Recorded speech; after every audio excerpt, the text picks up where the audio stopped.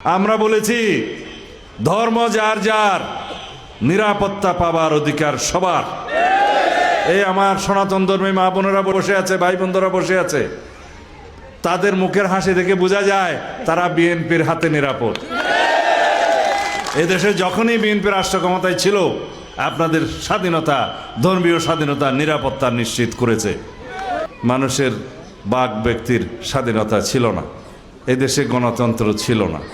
আপনারা কেউ নিরাপদে, শান্তিতে, মুক্ত পরিবেশে স্বাধীনভাবে ভোটাধিকার প্রয়োগ করতে পারেন নাই। পেরেছেন? এখন আপনারা সেই অধিকারটা ফেরত পেয়েছেন, রাষ্ট্রের মালিকানাটা ফেরত পেয়েছেন। আমরা সবাই রাজা এই দেশের, এই রাজত্বে আমরা সবাই এই রাষ্ট্রের মালিক। জনগণই হচ্ছে সার্বভৌম। সেই জনগণের ক্ষমতা ফেরত দেওয়ার জন্য আগামী 12 তারিখে ধানের শেষে একটা ভোট দেবেন।